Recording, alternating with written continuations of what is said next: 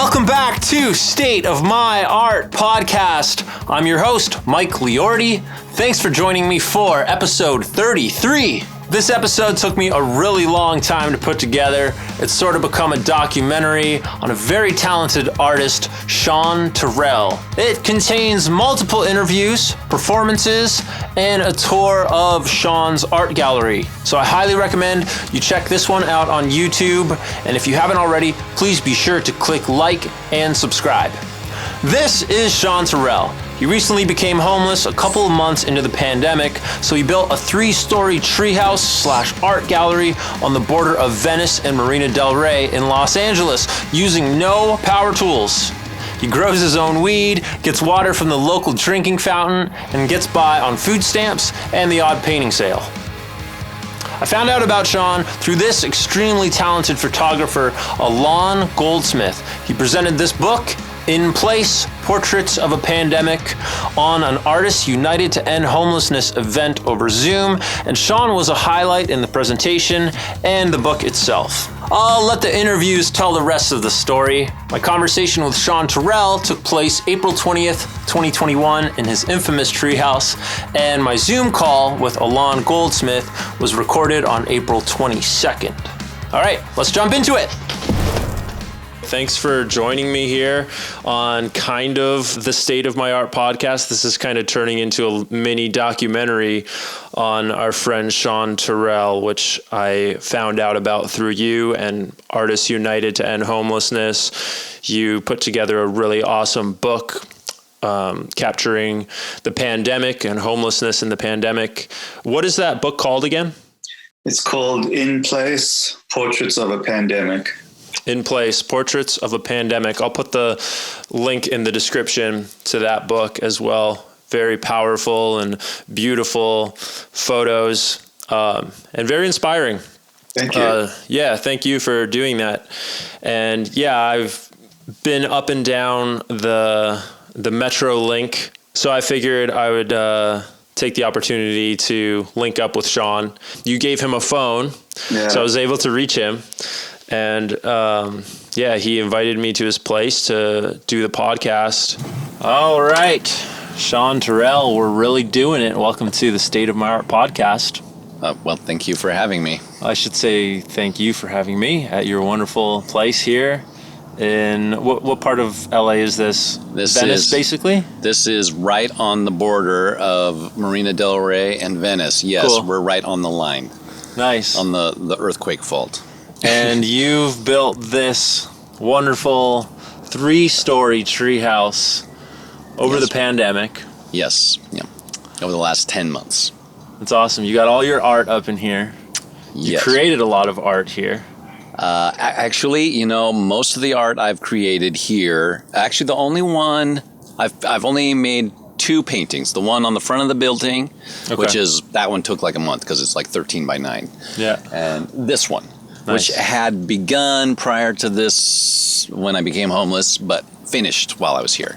And other than that, I've worked entirely on the building and my music because painting supplies are expensive, and so you just kind of have to do what's cheapest, I guess. So where did you make all these other ones? In my apartment. I had, in the past 2.5 years, that's when I started. When you were living up in Washington, in Mount Vernon, yeah.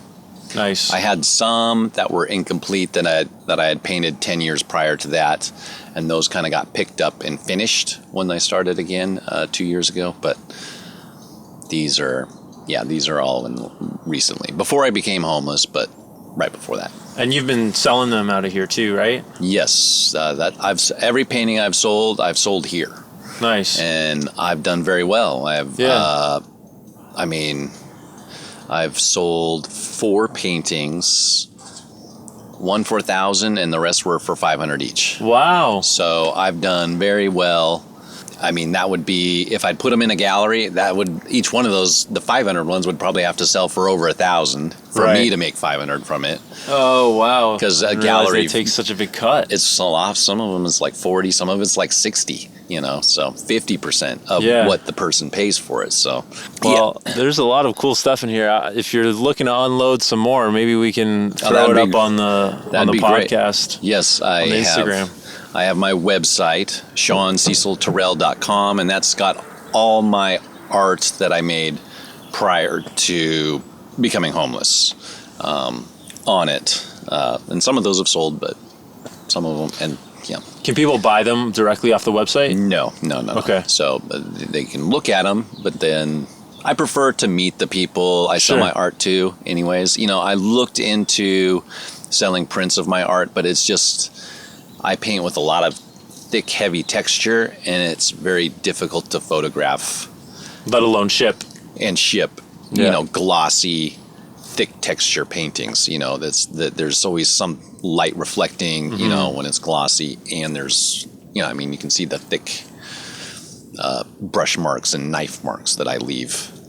And that just doesn't translate well to posters unless you spend a lot of money and get people who really know their stuff to do them. So gotcha. Well, I'm not surprised. It's good art, and you've kind of become a little bit of a buzz around town. I hope, that was my goal. Yeah, I found out about you through this organization that I perform for sometimes. It's called Artists United to End Homelessness. Shout out to them. And they've just been doing Zoom concerts, essentially. People can log on Zoom and watch the performers, and there was a photographer that was on, Alon, who made a photography book of all the homelessness in LA through the pandemic and some of the innovations that people have created and some of the art that people have created in the middle of the streets, and you were a really big highlight in his book, and I was really impressed, and am even more impressed now that I'm here, and how you were able to just create this from like scrap lumber. I mean, I really respect it too, because I kind of have a little bit of a background in living out of my van and being on the road and being on the Warped Tour. It's kind of really respected in that world, because you're, grinding it out to make it work on what little money you're making for your art. It's kind of like a punk rock thing. Yes. Yeah. Which, I loved it, and it's funny that, like, in one world it's respected, and then in the world that you're in the middle of LA, it's... we saw a couple people ride by on skateboards saying how awesome this place is. So you do get some respect, but you also get a lot of haters. You get the news twisting the story. Far more haters than the people that say that. I mean, that really makes my day when someone drives by and says, "Yeah, good job," because there's like 10 other people that give me dirty looks, throw stuff at my art. They don't even respond to me if I say hi. There's people that just think I'm like dirt and a criminal. See these plants? This is a eucalyptus flowering plant. Every time I get a flower, someone from the neighborhood comes and snips the flower off. 3 nights ago there was a guy just peeing on that painting right there. Jeez. Just walked up and peed on it. This is something one of my friendly neighbors did. I had an explosive thrown at me one night. And they still do little things like this. Someone did that, just pick that off. They won't be able to do that when it's finished, but, I have to get, the paint that I use to do this is not cheap. I'll probably have to spend like $40 to finish the red. This situation, becoming homeless, has been good for me as an artist. It's been emotionally draining, incredibly emotionally draining, but I've been able to do so much that I never would have been able to do had I been paying rent on and maintaining that lifestyle in an apartment with car insurance, all the bills, that you have to work, We become a slave to money, then we die, like that Bittersweet Symphony song. That's right, we do, yes. And now I'm in a situation where I don't go hungry. and I live off $200 in food stamps and $200 in general relief money. Nice. And I use a lot of that money on this building, on my phone, so I manage to get a lot out of very little. And I've learned how to do that through this experience, so. And you make it work, and that's kind of what I was getting at is I miss that grind when I was, luckily I had a gym membership so I could go shower in the gym, but I miss the grind of like, all right, I don't know where I'm sleeping tonight, but I got my music and I have all the time in my day to focus on that or focus on my show.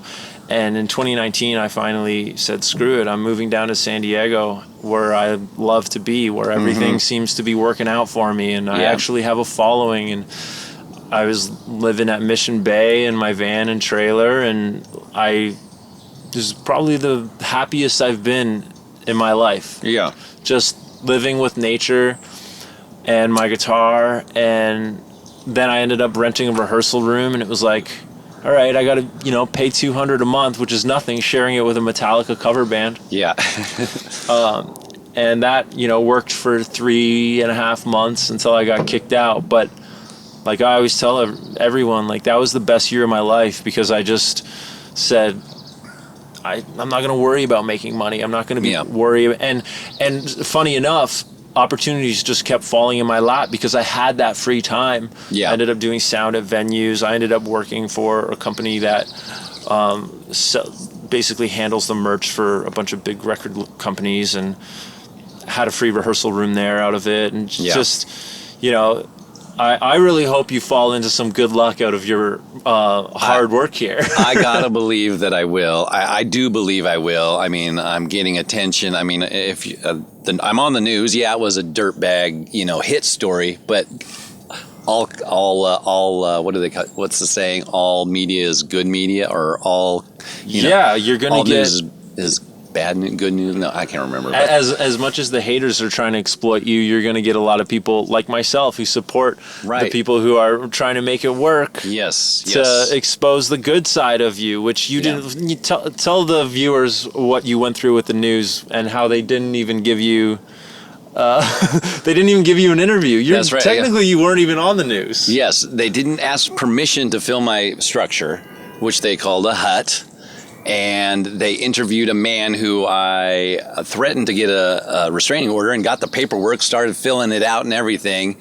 Then he just kind of backed off, and I didn't bother filing it and paying the money and all that kind of stuff. But there he is calling the news, making up a bunch of stuff about me, and they don't even bother to ask me a question or, take a picture of the inside of the building. When I saw the broadcast, someone told me about it a week later. I didn't even know I'd been on the news. I watched the video and I'm like, these jerks, what's going on here, The homeless situation throughout Venice is horrible. And Gene Sechrist says this 2-story hut is another example of it. And it's an insult to everybody who pays taxes and does the right thing for him to be allowed to be there the way he is. The man neighbors call Sean built this shack near the corner of Thatcher and Princeton in Marina del Rey near the Venice line over a year ago. He recently added a second story, just a few feet from a power line. He's got a big screen TV in there. He's got a stove in there. It's a propane tank, okay? He runs power out of his car in there. And if he catches on fire, look, he's under the trees. He's under the power lines. He's across from 2 major apartment units. That tank explodes. Who knows who's going to be walking by here that's going to get hurt. Sechrist and others have been complaining for months to different city departments to take it down, but... It's the same old round and round, What has the councilman's office told you?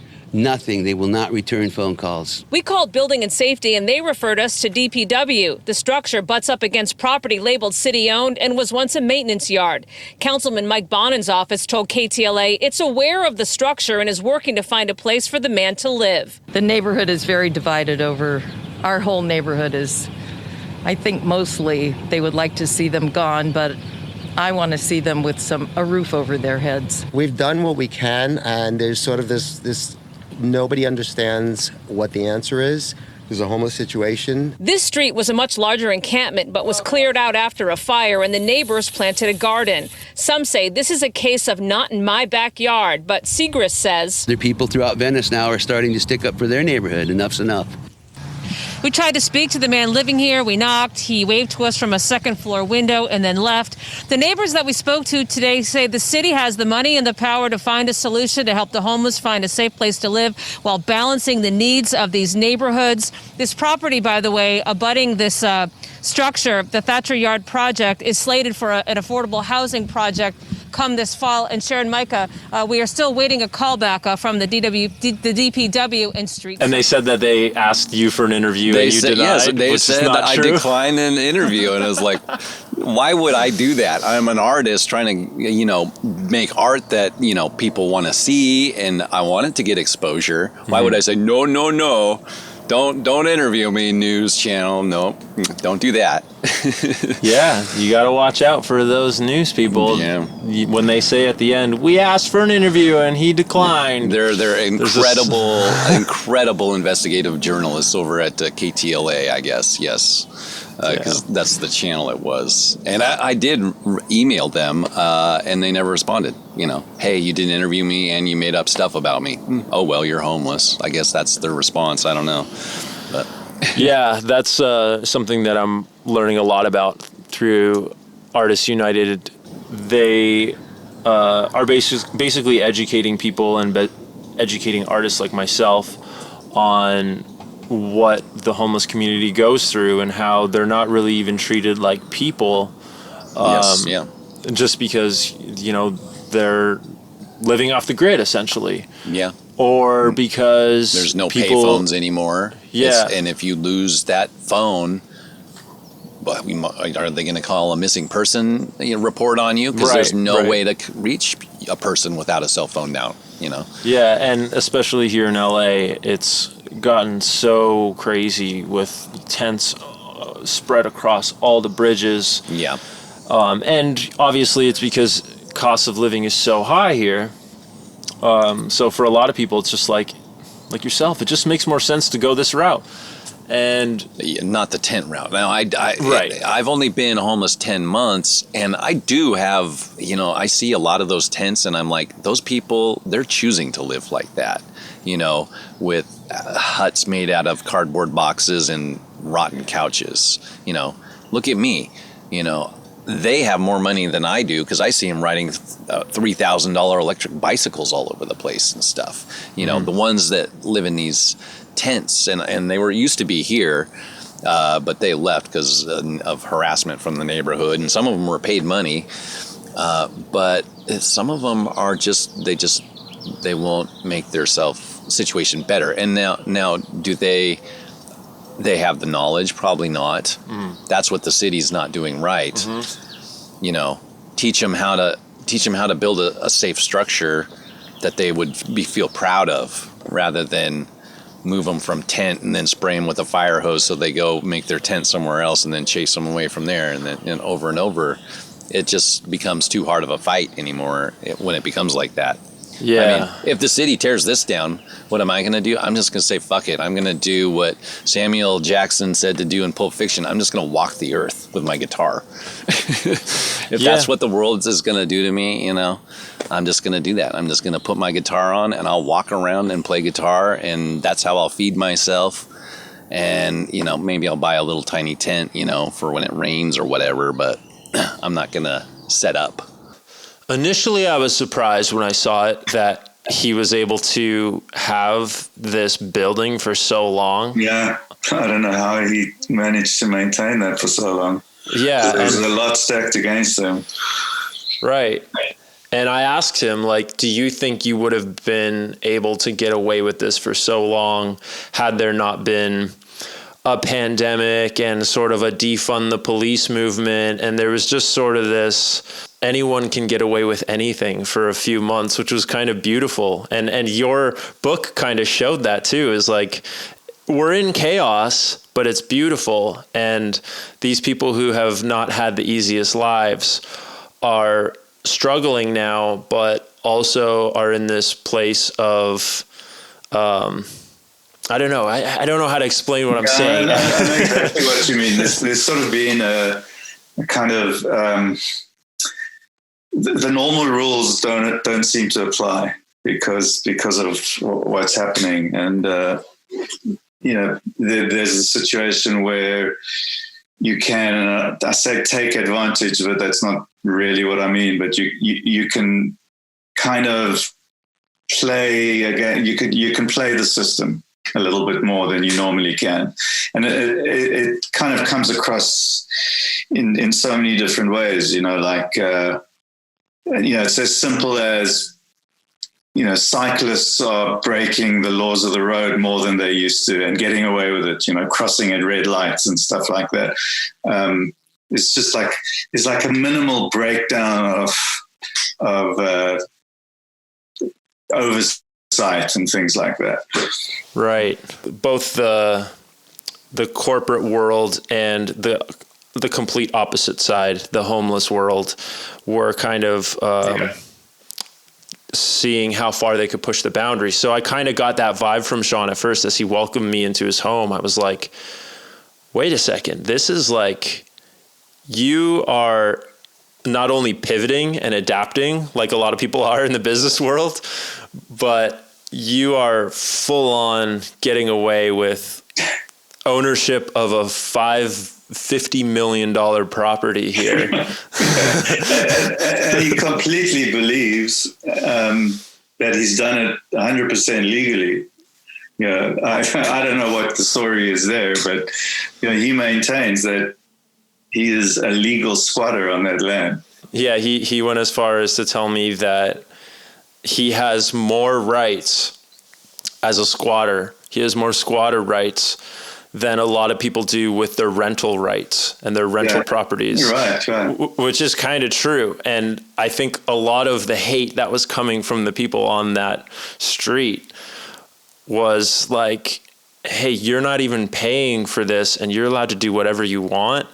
To a certain extent. I mean, obviously he's allowed to have, a pet, or he's allowed to grow weed on his balcony. And that's nothing compared to the fact that he's not allowed to squat on that property and build a structure on that property. But nothing in that structure had to be to code was one of his points. You want to change a faucet in your bathroom, you've got to get a permit, Right. He's built this entire structure. It's pretty amazing. Do you think they're going to tear this place down? Very possibly. I mean, there's a very powerful property developer that wants to build $100 million building on this piece of property that I'm claiming to be a squatter. And I see.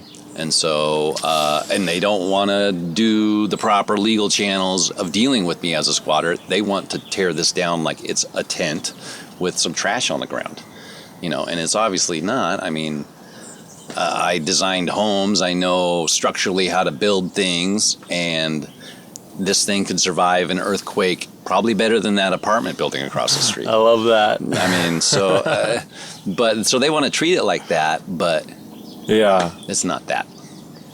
Yeah, and will they? Maybe. I'm not familiar with the squatters' rights, but what would they have to do? Well, they would have to take me to court and say he has not acquired squatters' rights, and therefore it gives us the right to take his building down. But you have. I believe I have. I've met all the criteria. I was homeless.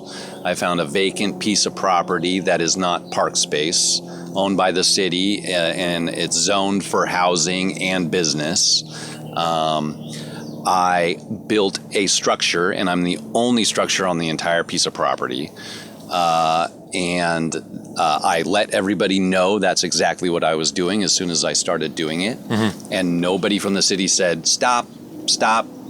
Okay, you're gone, buddy. They just ignored me, and here I am. I've spent, a shit ton of time and mental, design time. Sure. And what little money I do have, I mean, could I have my,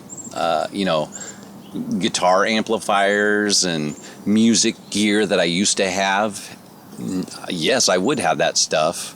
still, I sold that stuff so I could build this and keep myself safe. Because, there were somebody, I believe, hired 3 dudes to come and try to kill me one morning. Oh, you were here? Yes. 3. Oh, I didn't know you were here for that. Yes. 3 men got out of a rental Range Rover, 7 in the morning. I was in my pajamas. Hey, come out here. It was nowhere near built like this. There was no floor here. There wasn't even a roof. It was... You were just on the first story? I was just sleeping on the ground at that time. Well, actually, I'd built kind of like a little, almost like a deck platform thing that I was sleeping on and did my cooking. And I just draped a cloth over if it rained. But I came out there and if you've ever seen like the Crips, they approached me like the Crips, one on just like that. The guy on the left tried to sucker punch me. He did sucker punch me, but I moved just fast enough that it just left a scratch, which healed very quickly. But the other guy, the center guy, bull rushed me, pushed me through my door, and beat me for like 30 seconds. One guy on the head, one guy on the body. The other guy was getting my feet. Luckily, I was just able to fight back enough that they left me. And their people in the apartment saw it and called the police. The police took probably like 45 minutes to get here, to respond to that. These guys were trying to carry me out. When was this? This was last October or September. Okay. So it's been a while. And the police, the fire department came, and I declined to go to the hospital. I felt like I was okay not to go to the hospital, and I didn't have health insurance at the time, and I was like, I just don't want to deal with it. And then finally the police officer came after they'd left. Wow. And he treated me like I was a criminal. Like the officer was rude to me. Right. And so were the fire department guys. They were rude to me. Yeah. And but that officer did not interview any witnesses, even though they were right there and speaking. I was like, hey, he's like, oh, yeah, okay, well, they never interviewed him. And they said, every time I've asked the police about it since then, oh, it's still under investigation. Oh, really? What about the people you should have interviewed? Well, now they don't even live here anymore. Yeah. It doesn't even matter that 3 men tried to murder me.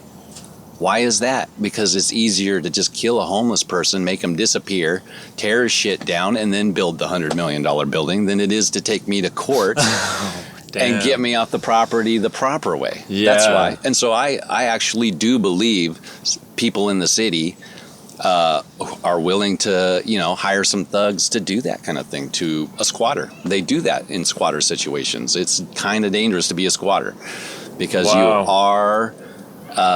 they call it aggressive. It's kind of like you're just capturing a piece of property that's no one's using. Yeah. And so, but they can fight back. Wow, dude! Sometimes it can be okay, but not. And they stole some stuff too? Those guys did not steal anything. They beat me and then walked off. That's it. Wow. They didn't care about anything. They were just there to beat the shit out of me for nothing. One guy was just beating the back of my head. It was like a golf ball when they were done. It was just like, I was like, damn. And the other guy would just beat me in the back because I held myself just so close to the guy who was on my head. Yeah. He was just punching my back. And the other guy grabbing my legs, he ripped my pants off too. So I was half naked. And he was trying to beat my feet. But he never was able to get a hold of my feet and I landed some good kicks on him. So I believe the reason they did leave is because probably the guy punching my head had a broken hand because he was punching the back of my head the whole time. And the other guy who was punching my back, I landed a good kick on his arm, and I probably hard enough to break his arm. So I think that's why they left. Wow. So, they didn't take anything. Not a thing. They weren't there to steal anything. They were just there to beat me. Yeah. It was an ambush.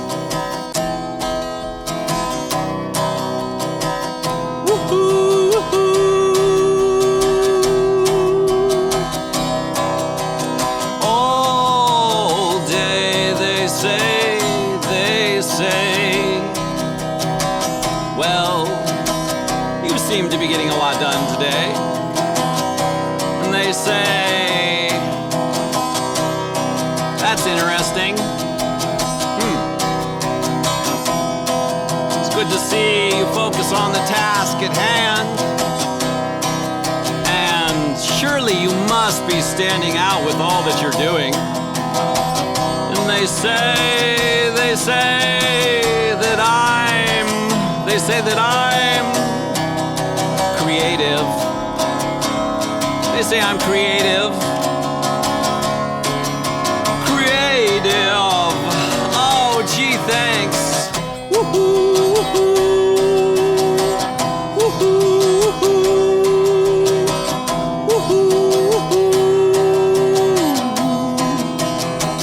Today is just another baked potato gangsta day.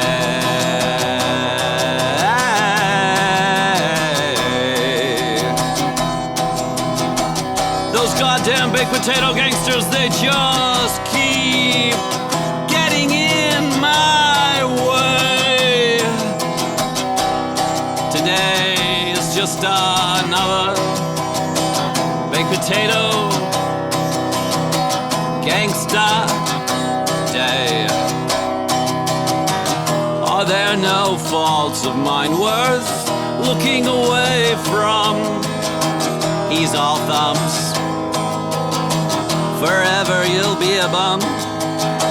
So strange, he's so very strange. So strange, they say, and they say, of course they say that I'm creative. Creative. Creative. Creative. Oh, gee, thanks. Woohoo, woohoo. Woohoo, woohoo.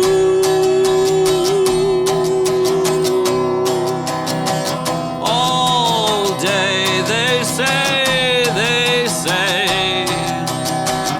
Good to see you working hard.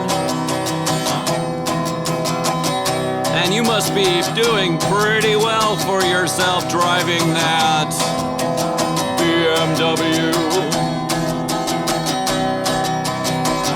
And they say,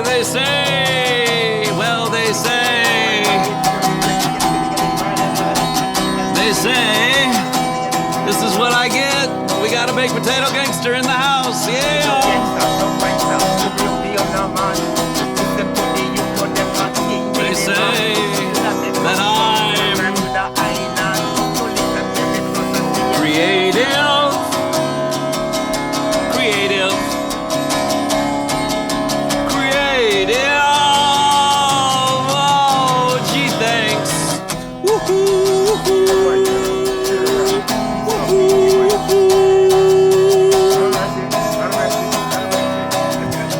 all day they say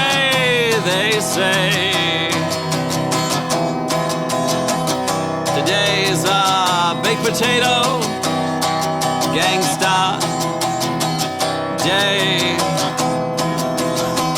Those goddamn baked potato gangsters, they just keep getting in my way. Today is just one of 15,723 baked potato gangsta days. Thanks. Yeah. Hey, yeah, that's kind of breaking and entering, you know. The door was locked. Yeah. See, this is what I'm talking about. How do you get in? Yeah. He broke through the door. I don't know. I locked the door. I don't know. Well, okay. No, you're not welcome. Okay, stay out. Thanks. Yep. Have a good day. Hey, if you was creative and you know, I'm in the middle of an interview. Thanks. I just got in the interview. He took these camera off you and put it on me. That's love, Bill. I told you we would be harassed at some point. And then people have been stealing from you when you're not here. Yes, my bicycle. Actually, my bicycle is the only thing of big value that's been stolen here. There was a piece of my TV sculpture that was stolen off of that when I had it displayed on the front, on the outside of the building. Oh, okay. It's carpeted out there, so I used to display my art on the outside of the building when people were walking by, and I did manage to sell a few that way, but I got so much harassment that I just didn't think it was worth the risk. So everything got pulled inside and not for display, but yeah, they were there to kill me. Wow. Yes. They know the car was rented because the officers, I said, that's the car they came in. And he's like, did you actually see him get out of the car? And I was like, well, I didn't, but I know they did because they were like 5 feet away from it and walking away from it when I heard the door shut. Right. And so I know that's the one they came in. They didn't even look into it. They know it was a rental car, and that's it. Yeah. They didn't look into who rented it or anything. Yeah. Last week, there was a guy who tried to beat me up at like 2 a.m. Like at here? Here, yes. Jeez. I was asleep, woke me up, yelled, hey, "Come out here, nah, nah, nah." I went down there, and they started filming me. And I said, listen, get the fuck out of here. Leave me alone. I'm asleep. I was half naked, too. I went out there half naked because I know it kind of trips them out. Like, if someone comes at you half naked, they're like, I don't want to fight this guy. So that's part of my strategy. If you wake me up at 2 a.m. and I'm half naked, well, here you are. Come on, take me, So those guys, they left, and they haven't been back to harass me. But I called the police on them, and there's never any follow-up. All the times I've had people, 2 days ago, someone threw a glass bottle at my painting on the one out there. Yeah, on the front of the building. Yeah, I threw a piece of plywood at their car, and I landed a good hit. I probably caused a little damage, but they just sped off. It's so dumb, man. Yeah, so it's like neighborhood gang violence has made me their hit target or something. Right. But, I just give it back, hey, this is all I got. Know, it's kind of like a situation where you have the hill to die on situation. Yeah. And I don't want to sleep on a park bench, and my car, I don't want to sleep in it either. Right. Because I turned it into a pickup truck. It's not comfortable to sleep in. Yeah. And it powers this place. So explain how you ended up here, because you said you went to Nashville right before the pandemic. Right, yes. Well, that was right before the pandemic. I was like, I'm ready to record and start performing live. I've got my songs, da-da-da-da-da. I flew to Nashville with my suitcase looking to buy a place and start performing. I played one open mic. I met some nice people, and everything shut down. That was it. It was like the next day when I got there. In March 2020. Yes, back in March. And then I kept hoping things would open back up, so I flew back and forth 2 more times to Nashville. I just couldn't get real estate agents to show me property or anything. And so I just decided to go to California. I was like, I like the weather there, and I want to do acting too. Oh, okay. So, I'll do that. And then, of course, I get here. It's a ghost town. It's a ghost town. You can't sign up even to do acting. They won't let you even sign up. Really? Yes. Yeah. Like central casting. Nope. Well, I think they do now, but I haven't done it yet. But no venues to play music. Busking, what's the point? There's like 3 people out in the street, and they kind of are too busy playing with their phone, Yeah, everyone's just kind of staying at home right now, the few people who are left here. Yeah. Since I became homeless, I've not been able to put the effort I was when I began, because, I got to survive. I got to make money somehow to keep food and build, so I'm safe. My car, gas, electricity when it's dark, things to cook with. Yeah. Propane it's incredible how expensive propane here is in Los Angeles.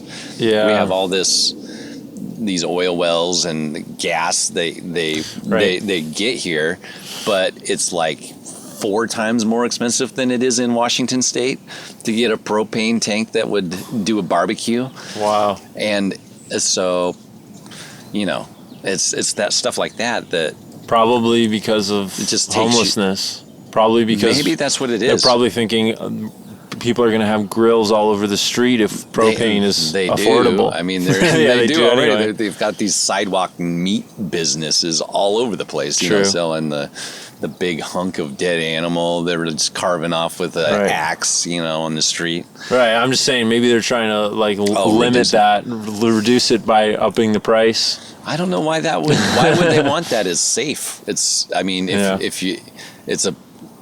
Not much that can go wrong with it unless someone shoots it or something, I guess. But yeah, or maybe there's just some crazy tax on propane here, probably. Like gas.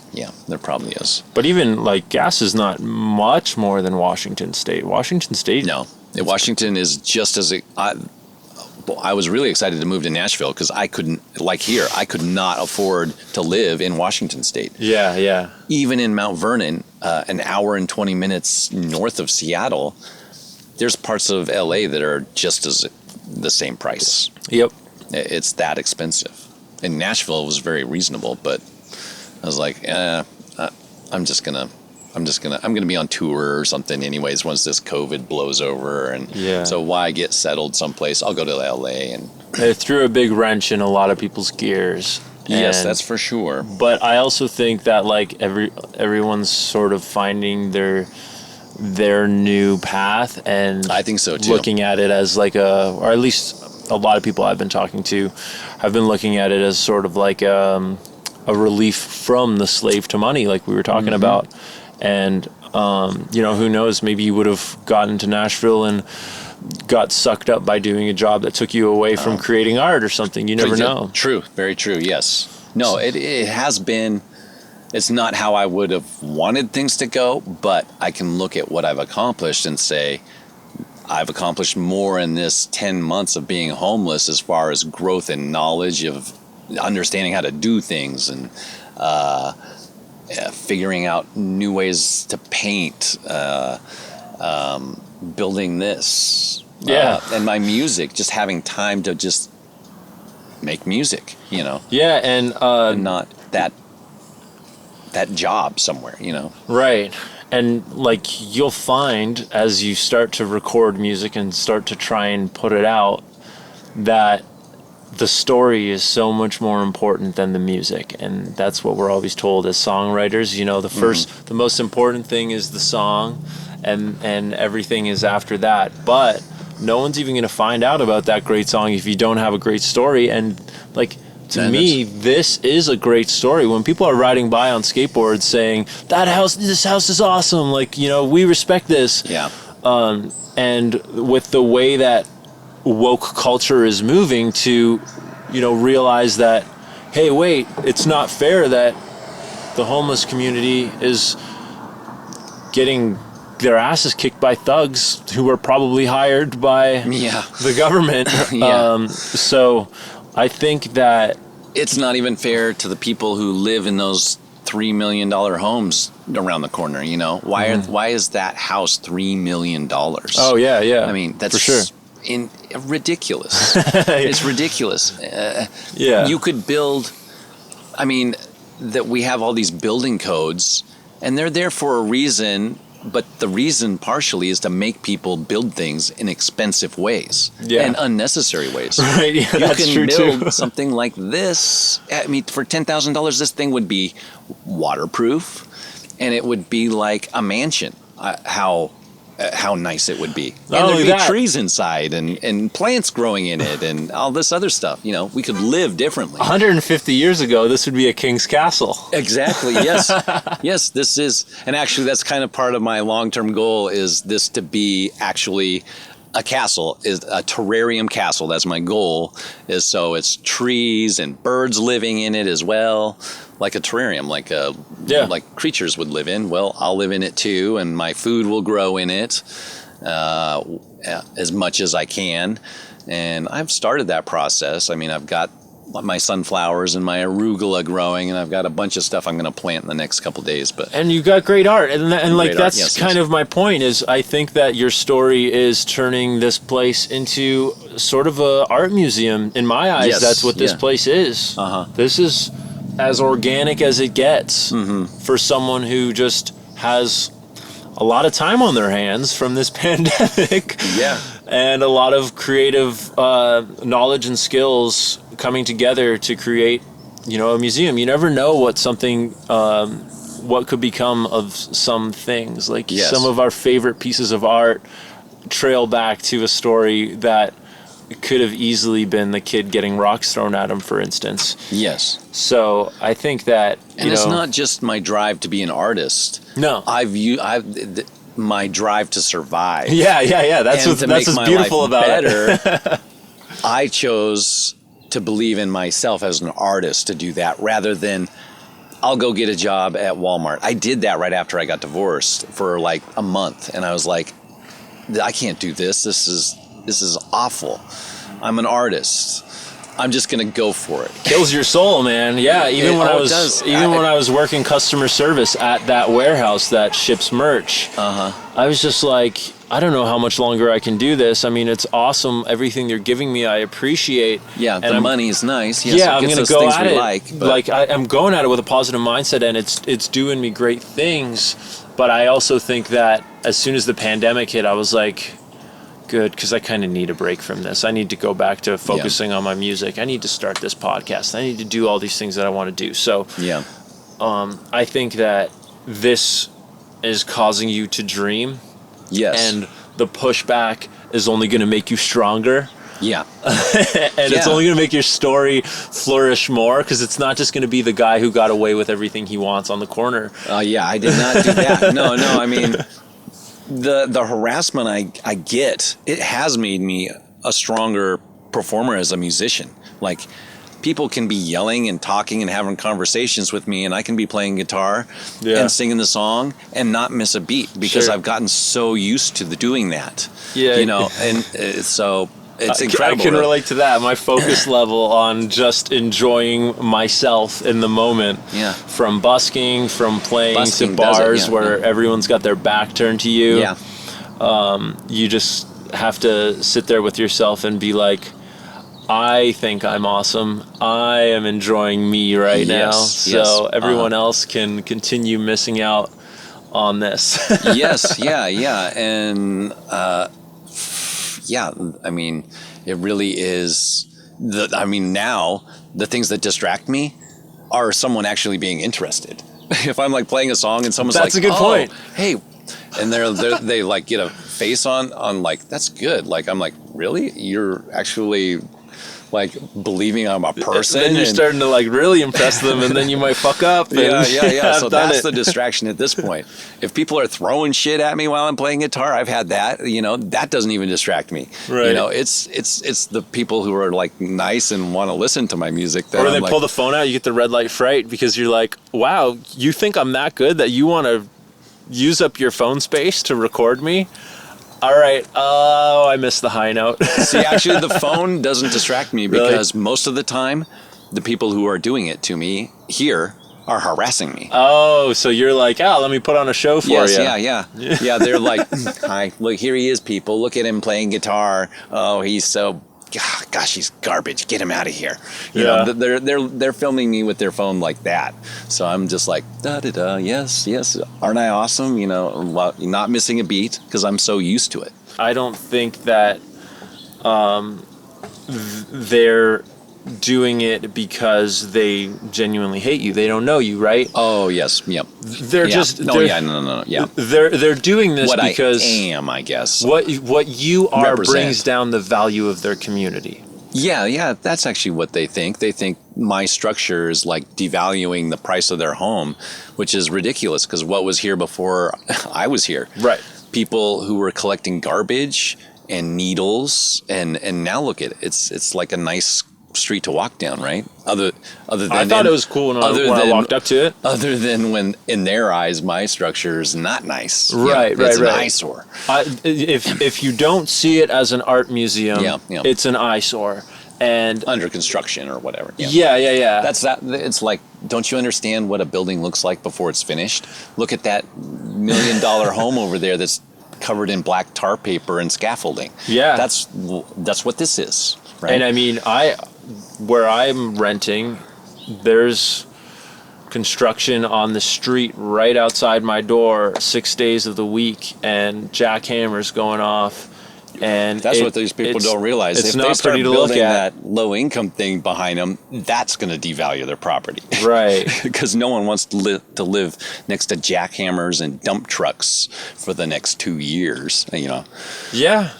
I mean, I don't know. I mean, that's another reason I'm like really drawn to your story, and I really want to, because I feel like people don't look at the other side of the viewpoint very much at all anymore, especially. Yeah. And I see both sides of it. I see that people are concerned that something like this could devalue, and the homeless crisis in general is devaluing their investments. Sure, it is, yeah. I mean, but the solutions that we are going after are kind of mindless and one-sided. Like, for instance, you were saying... not working, yeah. Yeah, they want to build... a shelter here is what you were saying? It's not a shelter. They want a low-income apartment building or something. Well, on this piece of property, current construction costs, the fact that it's sitting on top of a pond and the soil engineering, it's probably going to be $2 million. 200 million. 200 million. Yeah, probably 200, 100 million, somewhere in there. I mean, that's what buildings of like across the street, that's what those are costing to build these days. Wow. Right, in Los Angeles. So, and it's maybe going to house 200 low-income people. The taxpayers already have to help pay the rent on those buildings. Yeah. Not I mean, well, how is that helping spending $200 million to help 200 people is not a good use of money. Give those 200 people $5,000 and some basic tools like a hammer, a saw, a screw gun, screws and nails, and a budget for lumber and basic materials. People live in yurts all over the world. That's kind of where my idea, even for the structure, was to do it like a yurt, they're comfortable, warm, they're healthy to live in because you're breathing fresh air all the time. You know, I mean, this is how we should be living, especially by the beach. You know, I mean, with great weather all the time. You know, instead of these homes that need giant air conditioning machines and all the maintenance and the cement and they need to build a house that would be that is not as comfortable as this one would be even if I spent $5,000 total on it, right? I mean, right. I could have nice shag carpet in this thing, and I will, eventually. Yeah. I'll have chandeliers. I'll have a movie theater with surround sound and a swimming pool inside this structure. Yeah. And I can do it for that cheap if you just know which materials to use and how to do them and not go to Home Depot and do it how they tell you to do it. I mean, people 100 years ago, they did kind of think that way. They made stuff from nothing. They made their homes. Yeah.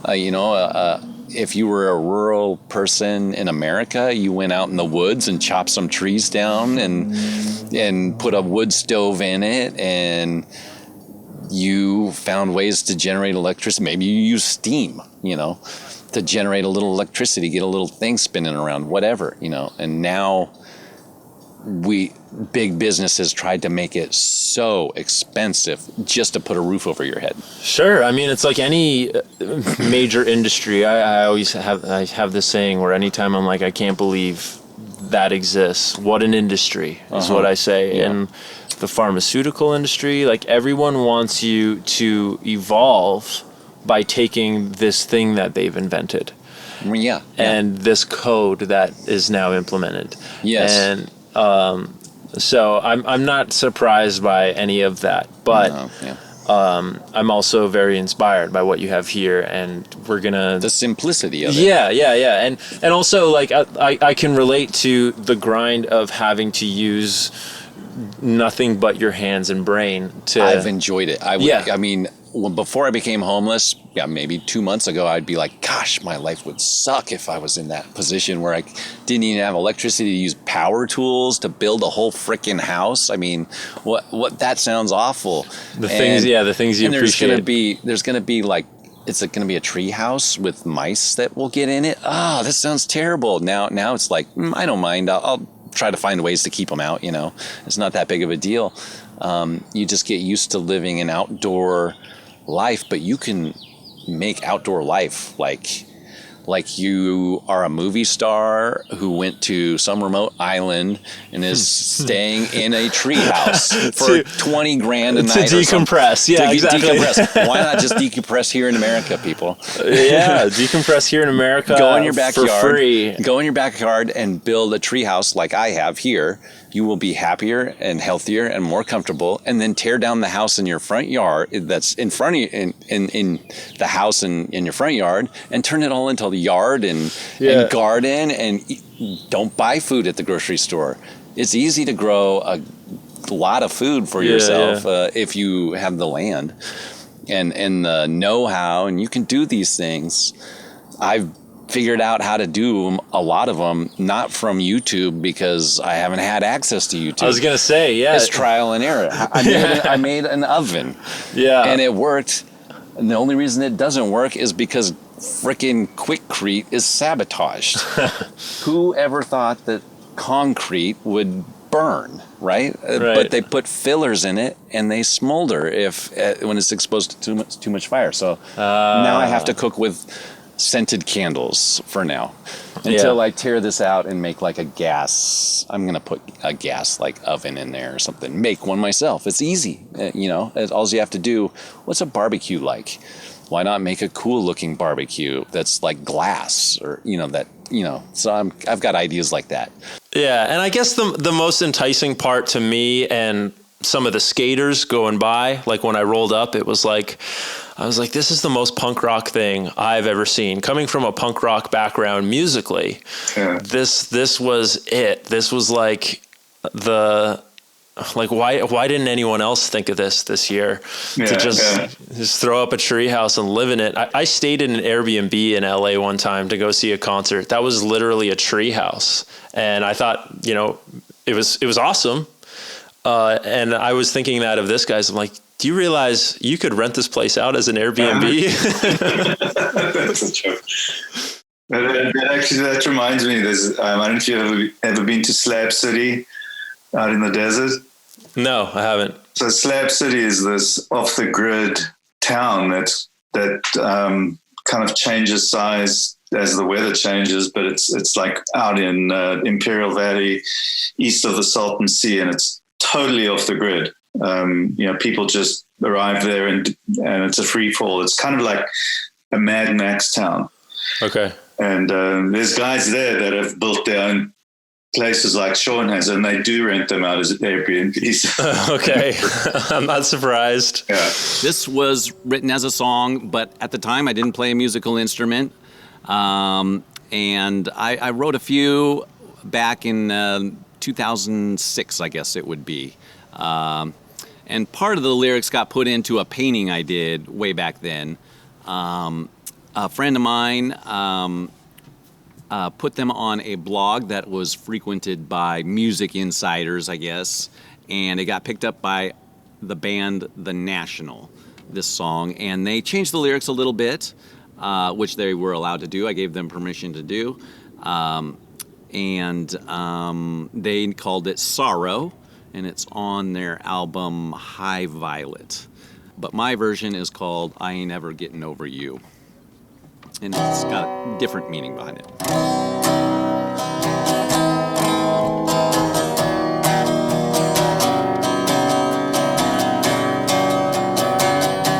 Well, sorrows found me when I was young. And sorrows, they waited and thought they'd won.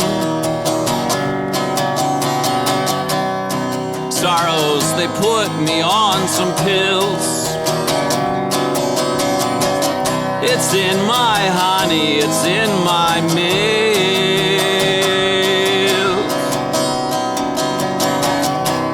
Don't leave my half a heart alone. Don't leave my half a heart alone. I'm underwater. Please cover me in your radiant love and share with me all of your ecstasy. 'Cause I don't wanna get over you. No, I don't wanna get over you. No, I just can't get over you. I ain't ever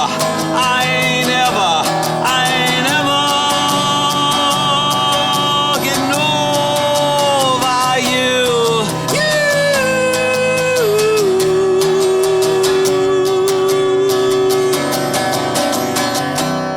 Well, sorrow's my body under the waves, and sorrow's my girls. Where's my retirement cake? And we all live in cities that sorrow's built. It's in our honey, it's in our milk.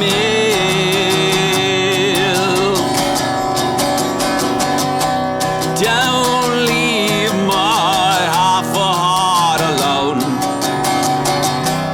Don't leave my half a heart alone. I'm underwater.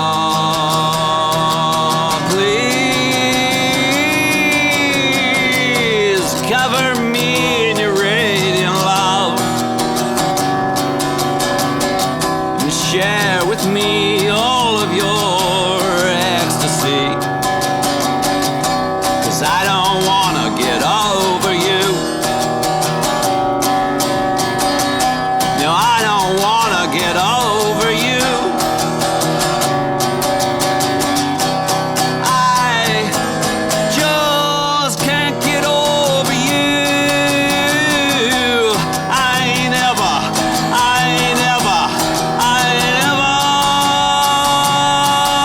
getting over you.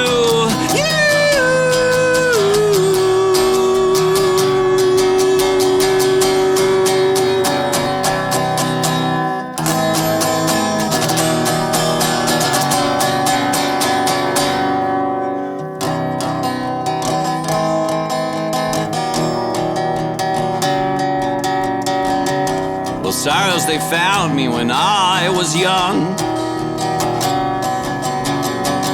And sorrows, they wait for me at dawn. I'll drink them down, it's no big deal. 'Cause I've only ever lived in cities that sorrow's built. Don't leave my half a heart alone. Don't leave my half a heart alone. I'm underwater. Please cover me in your radiant love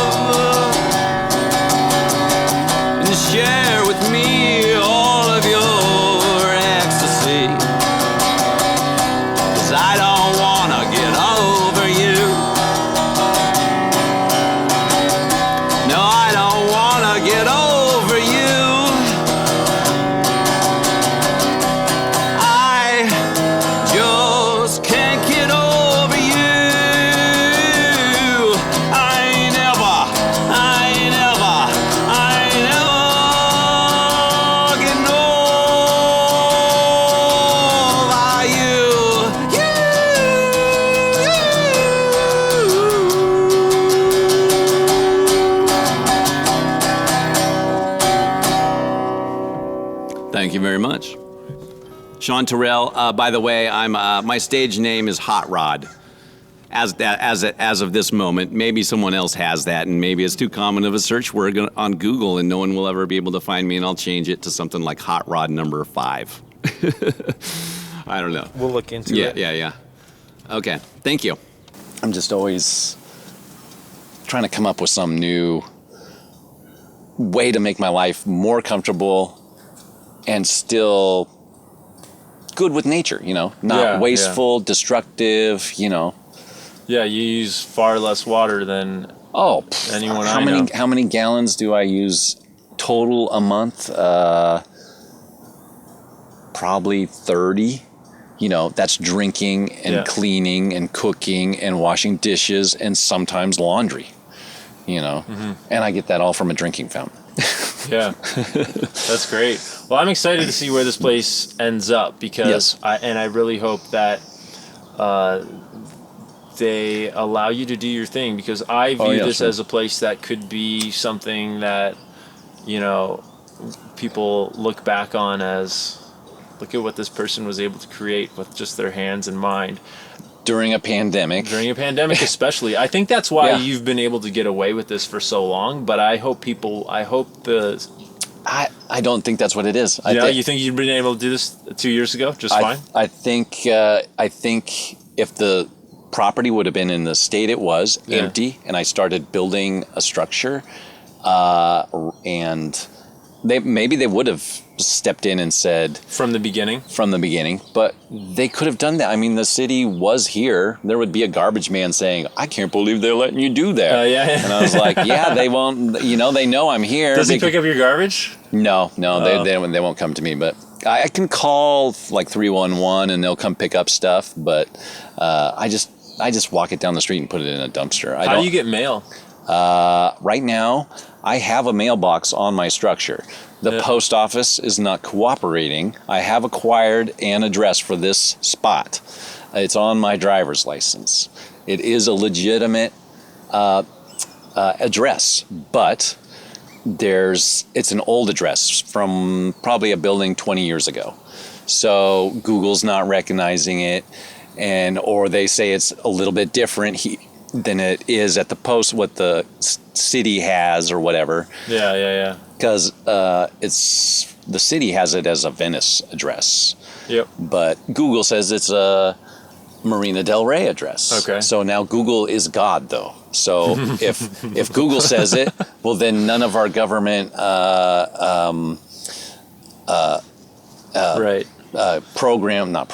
offices or whatever, well, they use Google. They don't use what the Department of Licensing has, which they don't go to that. They go to what Google says. And so that makes it so I can't get packages delivered or whatever, because that's how it is. And so the post office, no, they're not cooperating. They're not delivering my mail, even though I have a mailbox and a valid address. They don't want to do that because, well, I'm a squatter, and we can't give them that. That makes them even more, undefeatable in the court of law, right? So that's the way they're approaching it. They're going to ignore me. The way they dealt with it was, okay, he's built a structure. Let's just treat him like he's a person in a tent, which a person in a tent, they can shoo away, because you're just a tent. But a person who's built a structure on a vacant piece of property and says they're a squatter, well, then that's a problem. That's not the same thing. Yeah. They decided to deal with it by let's just pretend he's a tent. And that's why the news, when they videoed my structure without asking, what did they call it? A hut. Right. Not a 3-story treehouse, a hut. Something they can just tear down and blah, blah, blah, and no one will ever think of it.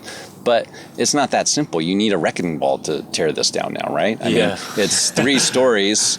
It's basically a house. You can't just walk up to it with a hammer and start pulling things apart. This is a serious structure here, Yeah. It almost costs them more to get a wrecking ball here than it would be just leave you alone. I'm a squatter on a very valuable piece of property. Okay, I was going to ask that. So how big is this land that you're technically on? Well, that would be argued over in court. They would say, oh, no, well, someone owns a tiny piece of this over here. Or, Okay. well, we were thinking of putting a sidewalk here, so maybe it's not zoned separate, but it is separate. So they would want to argue all over that and say, he's just a squatter in this little section here. Yeah. But I've been maintaining the other side of the fence. I am planning to put a balcony out there, which I don't know if you can see, but there I've got some... I've started doing that anyways. Yeah. But and I planned on putting a fence around it and putting garden in there. You know, a half a mile from the beach, Right. in Venice, like high real estate. Across the just pulling street up. from the Ritz-Carlton, I mean. Yeah, and like, you know, as soon as I rolled up, this skater rolled by and he was like, dude, this place is awesome. And I was just like, man, the kind of juxtaposition he's getting from his neighbors is so interesting, because you have this world of like, you know, it's a free country, do what you want, no one can tell you no, squatters' rights, and this is punk rock. This guy is living the most minimalist lifestyle you can live, but also kind of building an empire.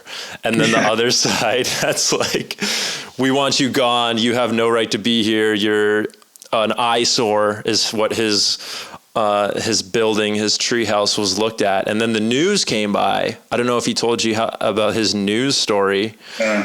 They came by because there was a neighbor trying to get rid of him, and the police couldn't really do anything about it, although he believes that someone sent 3 thugs to break in and beat him up.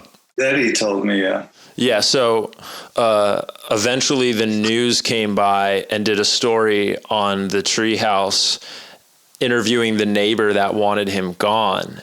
And the neighbor was going on about how he has no right to be there and he's only getting away with it because of COVID and blah, blah, blah.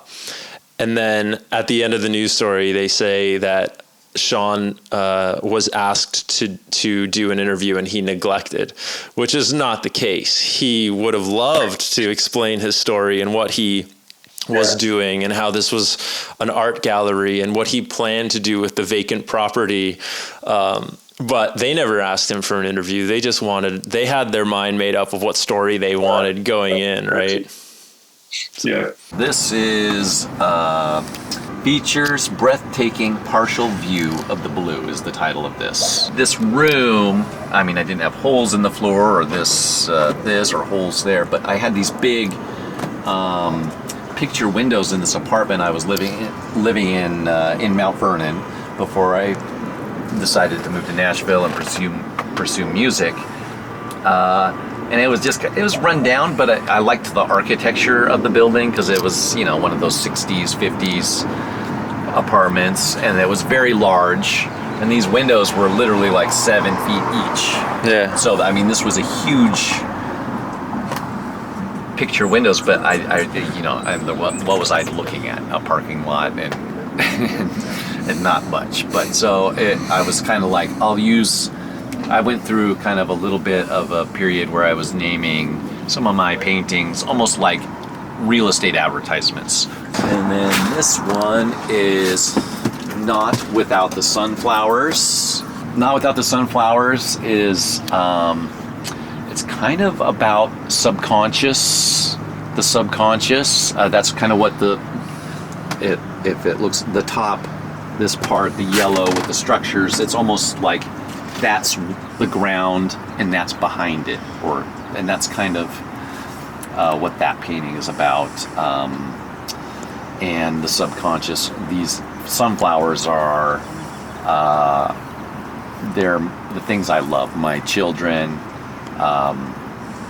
and that's Not Without the Sunflowers. It's just like I'm just going for it, you know, as an artist. I'm going for it. Not Without the Sunflowers. I'm not going to stop being an artist. I'm just going to be an artist and go for my sunflowers. This is really the first painting I really did on canvas that was not completely just abstract and swirly and that kind of thing. And So I did it 15 years ago, or actually more than that, I think 16 plus years ago, but I did not complete it. It was similar to this, but I added the texture and altered the colors of what it was 15 years ago. It's called A Change of Address, and interestingly enough, I painted it when I was in Los Angeles. My parents, my mother and stepfather, lived in Los Angeles with me, and at the time they decided to move back to Washington State. I decided to stay, and that's kind of in the painting, is they're kind of leaving out of the picture and I'm driving off into the sunset. How did you find out that this land was just like not occupied? How'd you even end up here, exactly here? Well, when I became homeless, I'd been in Los Angeles a month, or maybe a little more than a month and a half. Okay. And then I just was like, well, I'm going to become homeless. I wasn't completely like out of money. I was just like, I'm not going to be able to rent anything. I have money. I'm just going to get prepared to be as comfortable as possible. So I bought basic necessities, a tent and sleeping bag, ways to cook, basic stuff. And I drove all over Los Angeles looking for a place not surrounded by creepers, something kind of away from the beaten path where I wouldn't be hassled and that kind of thing. Yeah. And where I could be comfortable, not under an underpass, overpass, or whatever. Sure. Or in the LA River basin, whatever. I wanted something decent. So I drove all over. There was a couple places in Santa Monica I thought about, settling, but I wouldn't have been able to do this. Yeah. So I guess it was just close to the beach, and I wanted to be close to the beach. And I just ended up in this neighborhood, and I didn't really notice this right away because I actually there was parking that wouldn't be harassed, so I just parked up the street and was sleeping in my car. And then I kind of drove down here and discovered this place. And there were some other homeless people in tents, but it was not like what you see other places where some of them were kind of garbagey. Well, some of them were pretty garbagey, but some of the people were kind of more put together and kept their spots clean, I would say. Yeah. Obviously, hard drug users still, but not just like passed out all day, that kind of thing. Not as troubled. So I just parked my stuff here, pitched my tent, and at that time I didn't even realize I didn't even think of squatting. I wasn't looking to be a squatter. I was probably here 3 weeks, and even though I was here, I was getting harassed even in a tent. Even though I was one of a number of people, I was kind of the target right away anyways for some reason. I mean, I was just in my tent here maybe a week or so, and some guy just got out of his car and threw urine on my stuff. Damn. I mean, just for no reason. I mean, there's 6 other spots where people had tents, but he just got out and threw it on my stuff. That's so weird. Yeah. And but after being here about 3 weeks, I kind of looked around and I was like, wait, this is a vacant piece of property here. And I spoke with some people in the neighborhood, and they told me a little bit of the history of it. And I was like, okay, I could become a squatter here. There's just tents. There's no other structures on this whole thing. And I'd be like, and then I started to realize, holy shit, that's like winning a lottery ticket. If I win this, that piece of property is probably worth like $50 million. I don't know. It's more than a city block big, Right. Wow. So, I mean, but what do I have to do in order to acquire that squatter's rights? I have to improve the value of this property. Oh, okay. And that's what part of the structure was in my mind, was improving the value of this property, not just throwing up a hut. I intend this to look amazing, like magazine cover amazing, when it's all done. It's under construction. I mean, the drop cloth here with paint just splattered all over it, that's just temporary. Yeah. But I do intend it to be like a yurt, this canvas outer shell, because those can be they're incredibly strong. You can't just cut through them. You know, they're not flammable, and they're just so much more environmentally friendly and all these things. So, I mean, I wanted to improve the value, but I also needed to have a business here, you know, because it's not just for a living, it's zoned for both things. So I've had several ideas for a business. One was, you know, an art gallery where, you know, I would ask other artists to display their art in my structure. Right. And so for a little while, that was my business plan for this piece of property. And then I kind of realized with all the harassment, there's an incredible amount of responsibility as an art gallery to be able to secure that art. Sure. It's one thing if it's my art and someone breaks in and destroys it. Okay, that sucks. But if it's someone else, that person may want to sue you. You know, I mean, there are all kinds of things like that. So that kind of faded away. It's just my art studio where I create art. But I do... My business plan now is an outdoor movie theater, you know, to get things rolling. Mm-hmm. I mean, just to have people, you know, I have my movie projector, stream Disney Plus, you know, pay $30 or whatever to view the newest movie. And hey, give me donate a little bit. You know, that's how I'll pay the property taxes. You know, if I can, my projector goes up to 35 feet wide. That's as big as any movie theater.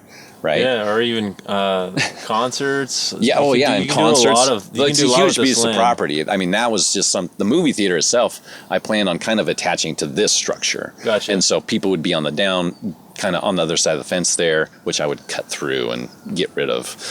Yeah. But they'd sit down below. They'd kind of enter through the downstairs area, which will eventually not really be where my stuff is.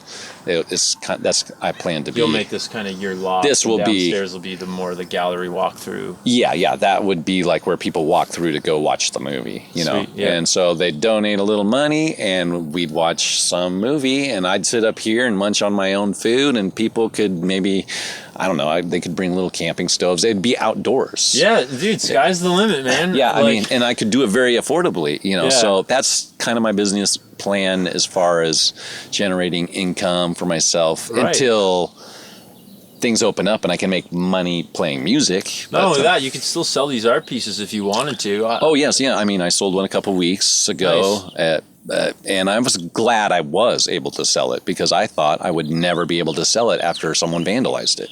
Right. So. Dang. Yep. Well, I still think you should start like a Patreon. I told you about that before we started. Yes, I'm going to need some help about this stuff because I'm actually not very computer savvy at all. I do too. I need to start one, and I don't even know where to begin. But I'm sure there'd be people willing to help you on that too, and get it going for you. Yes. As well as things like GoFundMe if you wanted to get a big projection screen or something. Yes, I mean that's what I do want it to be. I don't want it to be a business. I want it to be like a park that I kind of maintain as the tenant of it because that's what I've acquired, the tenancy rights to this property. I don't own it. I'm just the tenant, like a renter. Yeah. But in some ways, I have more rights than a renter if the city will recognize them. Yeah. If the city will recognize them, I do have more rights. I mean, they can't kick me out in the street. Less needs to be to code when you're going off your squatter's rights. Yeah, that's right. I mean, eventually this building will have to meet building codes. Sure. But different because it's a treehouse, right? It's not. I won't need a concrete foundation and all that kind of other stuff. I'll have an engineer come out here and he'll test the strength of the trees or whatever, and how much the building shakes when they do this or that, and and that'll be it. That's the benefit of a treehouse. That's my electric. This is my acoustic. That's what I write my songs on. Is that a Gretsch? This is a Gretsch, yes. I like the back of this one. I think this is really cool. The Sean Tyrrell channel. This is the only piece that I've completed since I've become homeless, other than the large one on the front of the building and my mailbox, I guess, is a piece of art. But Sure. it's this kind of like a mixed media piece.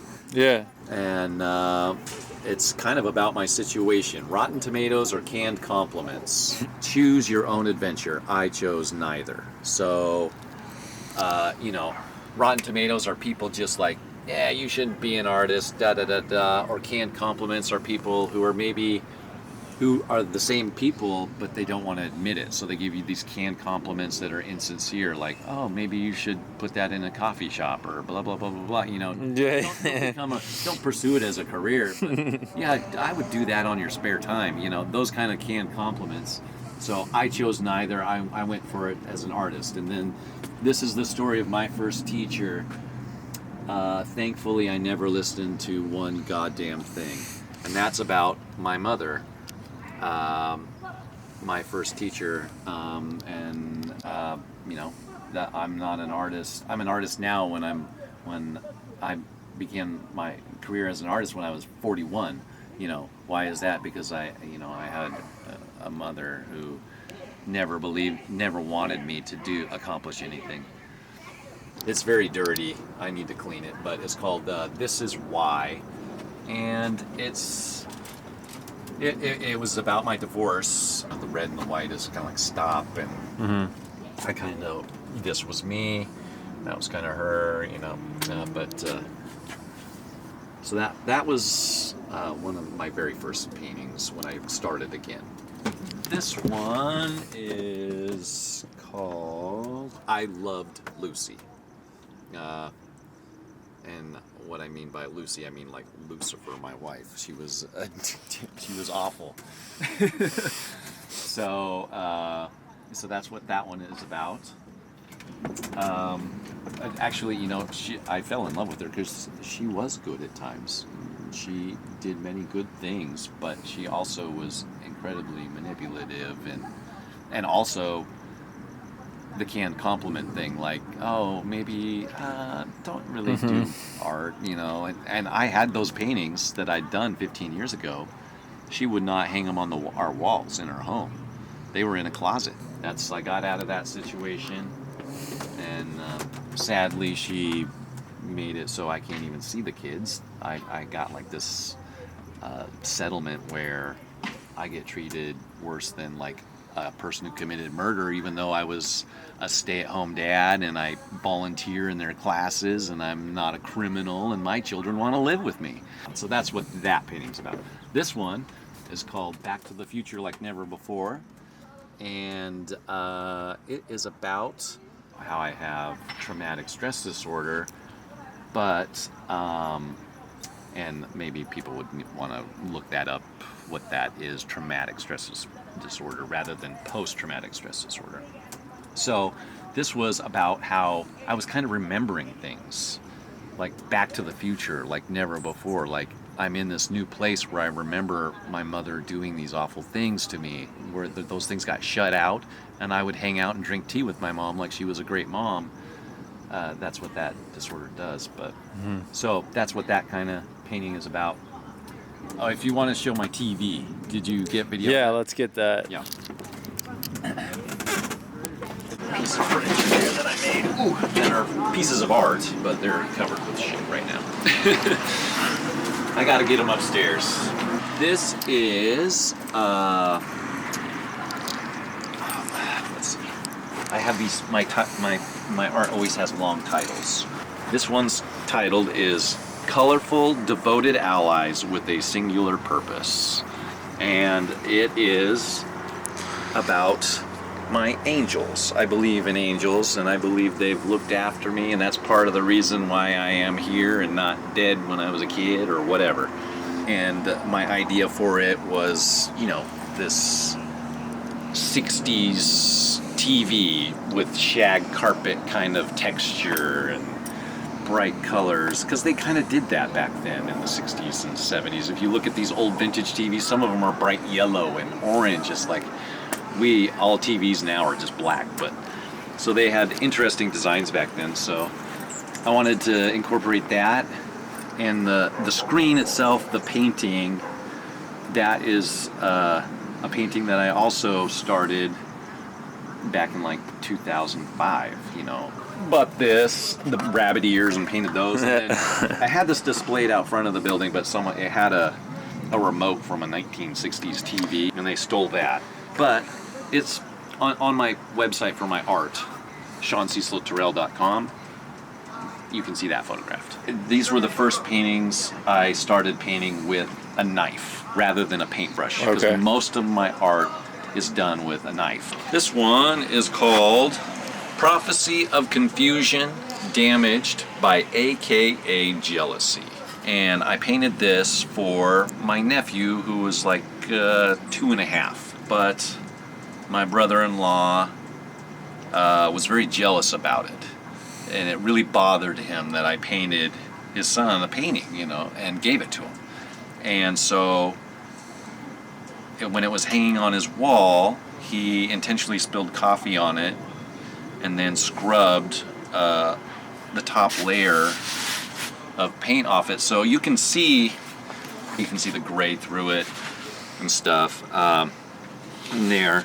So I view this as a prophetic painting on a night that happened where I just went out. It was Easter, and I left my phone. I unplugged. I went out to Bellingham, and I took communion at an Orthodox church, which I'm an Orthodox Christian.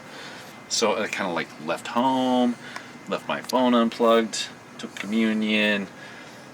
Just was kind of confused about things. And so that's what this painting is about, Prophecy of Confusion. It was like, I just did this painting in 15 minutes, real quick for my nephew. But here it is about this. At the time I recognized it, I was like, wait, this is like what I did last night. That's what this painting is about. I believe that sometimes some artists, some painters, that when they paint from their subconscious, sometimes it's about something from the future, and then they recognize it in their art. Yeah, like, music too, lyrically too. Yeah. So even though it's very simple, a very simple painting, I really like it because it means a lot to me that it survived. It survived my brother-in-law intentionally spilling coffee on it and then scrubbing it, and then I took it back. Because if he's not going to let my nephew have one of my paintings, I have a really great family. So what I did with this was like, it's an 06 BMW, and it didn't have a cracked windshield. I used to drive Uber with this car, and people used to say, this is like the nicest Uber car I've ever been in, because it looked brand new. But I decided I'm going to turn this into like a camper vehicle. And so I tore out the interior, and I really wanted to strip it down and make it like a camper / track vehicle, lighten it so it'd be faster and all that kind of stuff. But the paint job, what I did is I sanded the original paint by hand with like gritty sandpaper, like 60 or something. Left a lot of the original paint on, just really scratched it up. And I painted it with craft glue. And then I applied plaster of Paris to it to get that thick texture on it. And then it was like this original paint job. This thing was awesome. It glowed in the dark, basically. But I didn't have a way to seal it. And then I ran out of money, and I wasn't really able to finish it. And so it sat out in the weather, and that's why I had to scrape it all off. Not all of it off, a lot of it off. And then now I'm painting it red and this green. And so this is the painting that, unfortunately, I don't have a good picture of it myself even, but you can see this blue, that's where I've tried to keep it from peeling off even more. But yeah, its title is This Little Light of Mine. And it's just about kind of my situation in this neighborhood, where it's just what the neighborhood needed, more structures. There's always more trash cans, and it's kind of about the housing crisis a little bit. Just keep slapping those dollar bills down, So it has that little light there, which is this little light of mine. That's gotcha. Kind of me off in the corner in this neighborhood.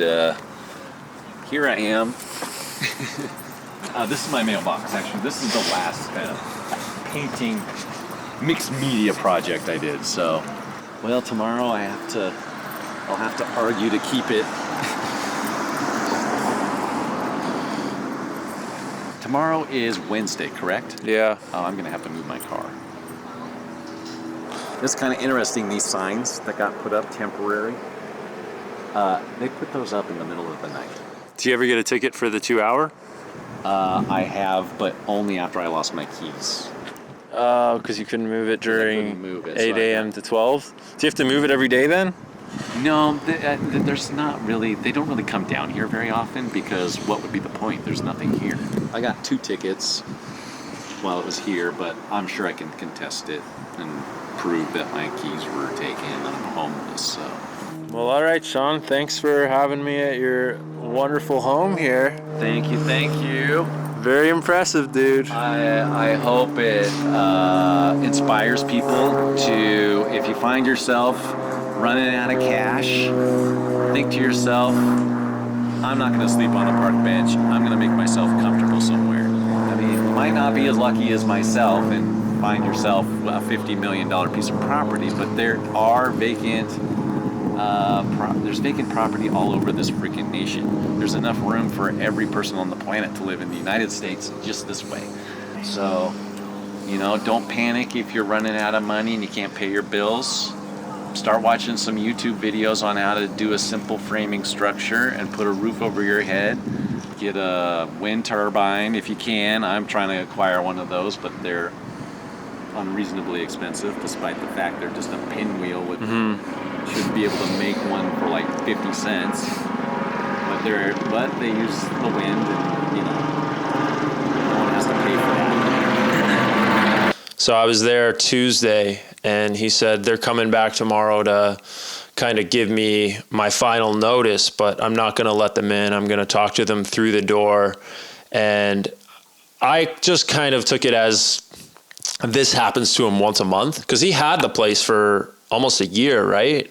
10 months ago, yeah. Yeah, when he told me that they were coming tomorrow, I was like, well, it's probably just going to be another slap on the wrist or warning. I didn't really know what to expect. And then I messaged him Wednesday just asking how it went. And he said they had torn the place down and he was giving his art to Lana Del Rey. Yeah. And I was very confused. So I wanted to get your input in first person being there. So you went down there Wednesday morning when you found out, basically? Yeah, so what happened was I got back from my daily ride on Wednesday, and I was just checking through my Facebook, and there was a message. There was a post on Sean's story that I put up on my page of, with his photographs and his story. And there was a message from somebody saying they're tearing down his place as I type.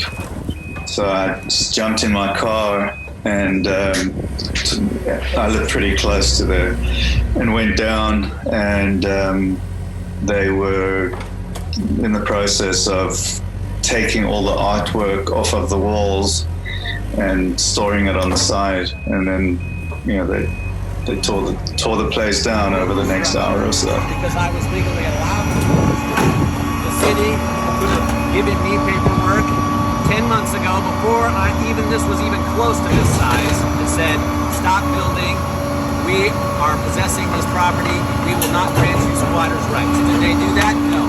They let me build a 2.5-story home, art gallery, and now they tear it down. Despite the fact that there's garbage there, a tent over there, they just came and harassed me. That's all they do.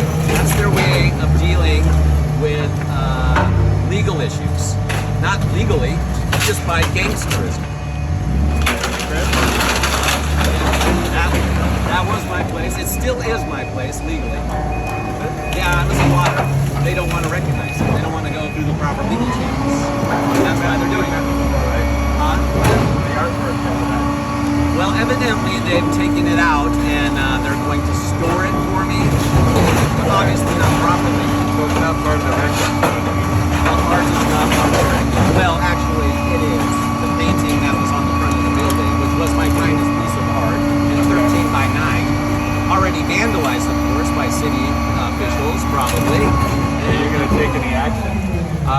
I have the proper funds to take legal action, yes, I'm going to sue their asses for like $100 million because I will win. Because I did everything step by step legally the right way. They did everything step by step legally the wrong way. The gangster way. The street thugs hire people to kill you, hire people to throw explosives at you, hire people to throw shit on your stuff, hire people to throw rocks at your arts. That's what they did. They didn't just hand me a piece of paper saying the court says you need to stop building. Okay, if that's what it is, What would you have done if they had done that? I would have said okay, because that would have been 10 months ago. Because that's when I started building. 10 months ago. They could have just handed me a piece of paper and said, we can't grant you squatters' rights, and you know what I would have done? I'd have packed up my tent and found someplace else to build. Duh. It's good feedback for them.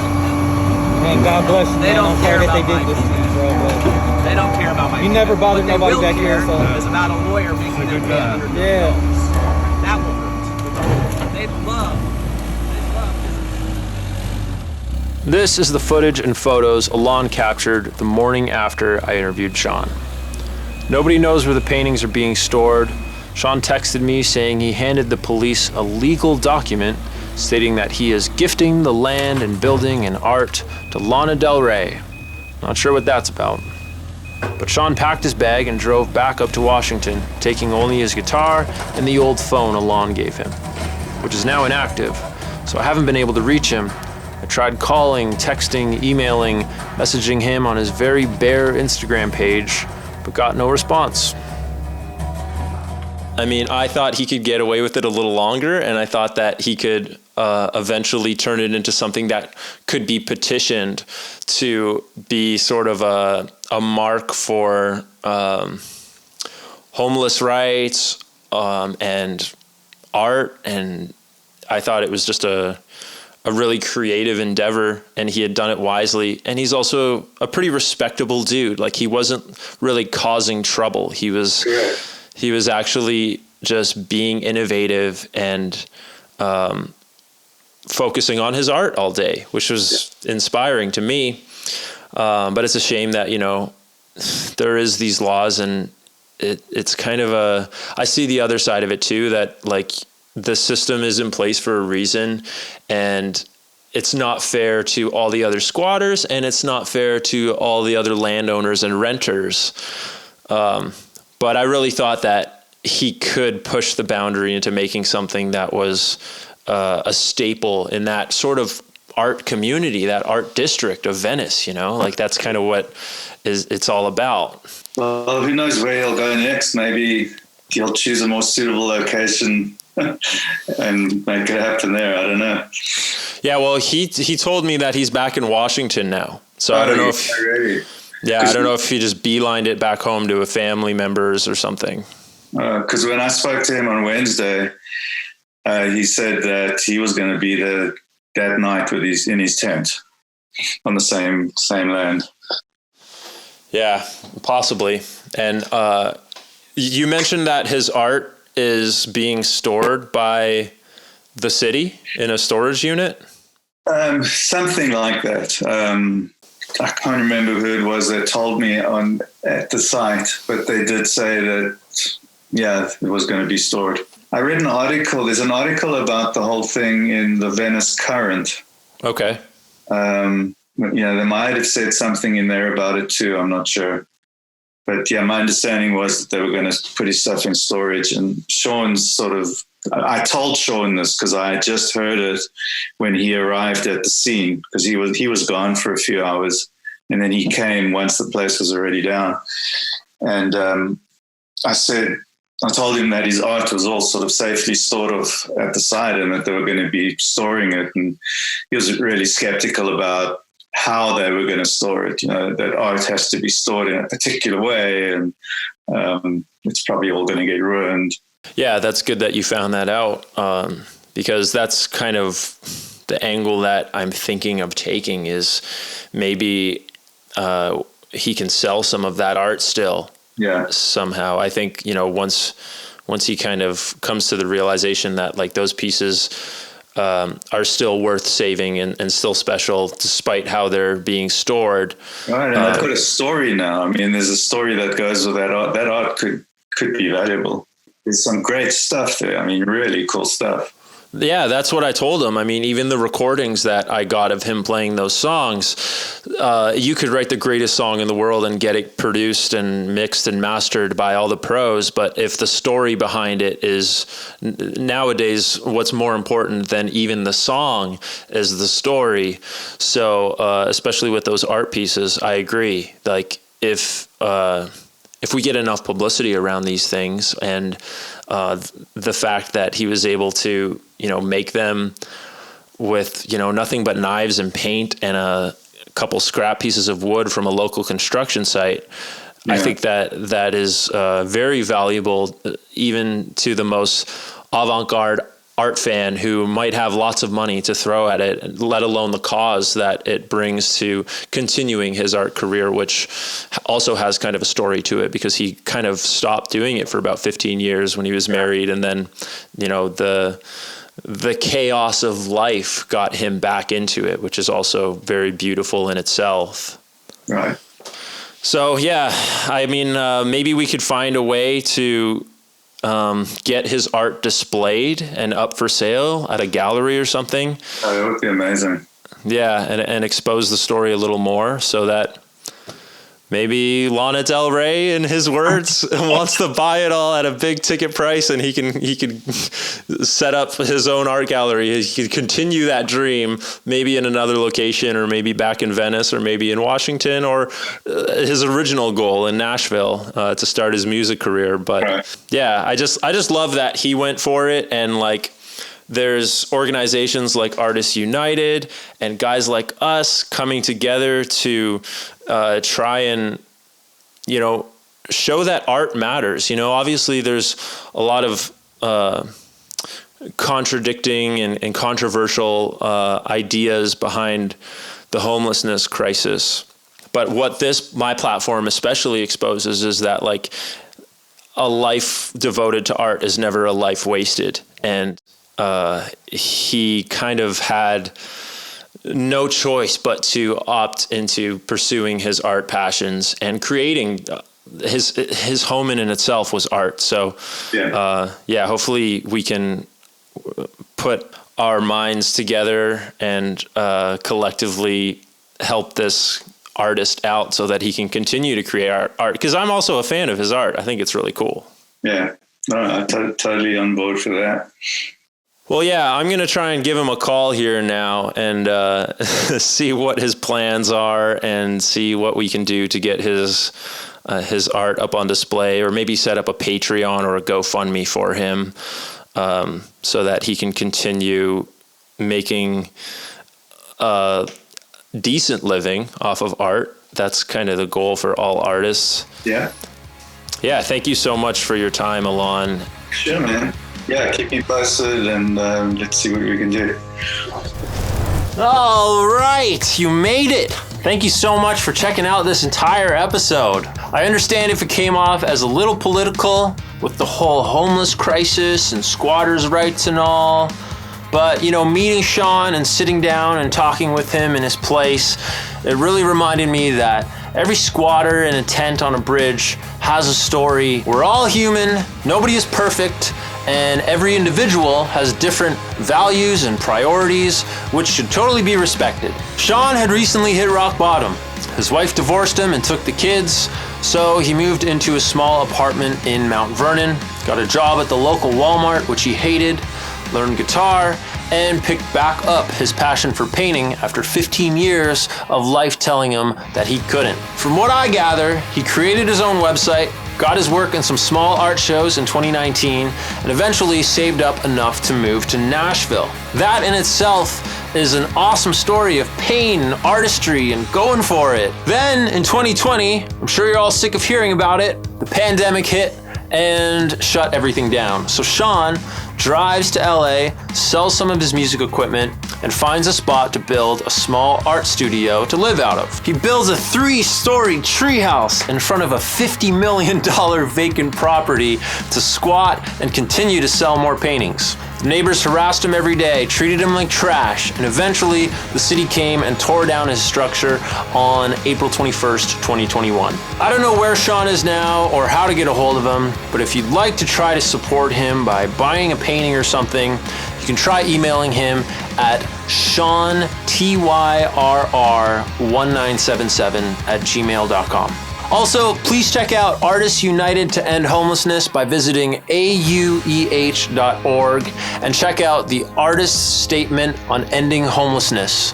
If you agree with the statement, please go ahead and sign it. And while you're on the site, browse around a little bit, check out their message, and check out the 14 steps to ending homelessness. Thank you again so much for checking out this entire podcast episode, and I'll see you next week for another episode of State of My Art Podcast.